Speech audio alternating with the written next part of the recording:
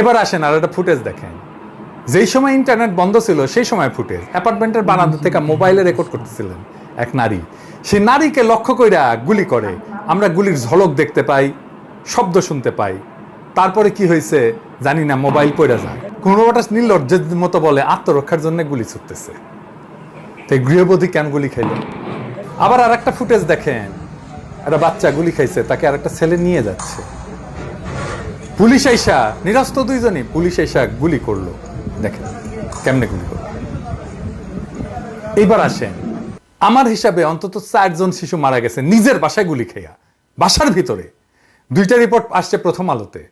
আব্দুল আহাদ, 4 বছর বয়স, গত শুক্রবার 19শে জুলাই যাত্রাবাড়িতে বাবা মায়ের সাথে বাসার বারান্দার দ্বারায় মাথায় গুলিবিদ্ধ হয়, পরের দিন শনিবার মারা যায়। এটা দেখেন, এই বাচ্চাটা আওয়ামী পরিবারেরই বাচ্চা, এ লোক আওয়ামী লীগ করে এবং সে কারফিউ মেনে ঘরের মধ্যেই ছিল। সে বলতেছে যে আমি আওয়ামী লীগ করি, পরিবার এবং এলাকার বেশিরভাগ মানুষ আওয়ামী লীগ সমর্থন করে, গত নির্বাচনে আওয়ামী লীগকে নাকি ভোট দিছে। সে বলতেছে আমাদের বাসায় কেন গুলি করবে, এটা কোন নিয়ম? এসব এটা বলতে কথা বলতে বলতে ফুপিয়ে কেঁদে ওঠেন সাকিবুর। দেখেন বাচ্চাটা মেরে ফেলছে আওয়ামী লীগ করাই লোক। আওয়ামী লীগের কর্মীর ছেলে ঘরের মধ্যে পুলিশের গুলি খেয়ে মারা গেছে এবং এই মৃত্যু কিন্তু কোনো হিসাবের মধ্যে নাই।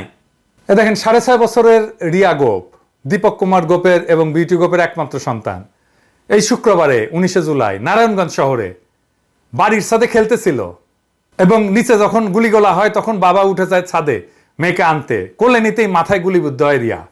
গত বুধবারে মারা যায় সে। তারপরে এই যে দেখেন দুলাল মাহমুদ, কিছুই করতো না, স্ট্যান্ডার্ড চার্টার্ড ব্যাংকের একজন সিনিয়র ম্যানেজার, বাসার সামনে দাঁড়াইছিল, পুলিশ কোনো উস্কানি ছাড়াই গুলি করে। 2টা বাচ্চা আছে ছোট ছোট, মারা যায়নি সাথে সাথে। স্কয়ার হাসপাতালে নিয়ে যাওয়া হয়, বন্দুকের গুলির শট খাইছে সেজন্য ভর্তি করে না, হাসপাতাল খুলে রাখছে। চিন্তা করেন কিরকম হাসপাতাল দেখছেন? এগুলো হাসপাতাল বন্ধ করে দিতে হবে। আরো কয়েকটা হাসপাতাল গড়ে অতিরিক্ত রক্তক্ষরণে মারা যায়। এই হইতেছে কুমড়ো পটাশের টেরোরিস্ট। কুমড়ো পটাশের কাছে শিশুও টেরোরিস্ট, স্ট্যান্ডার্ড চার্টার্ড ব্যাংকের সিনিয়র ম্যানেজারও টেরোরিস্ট।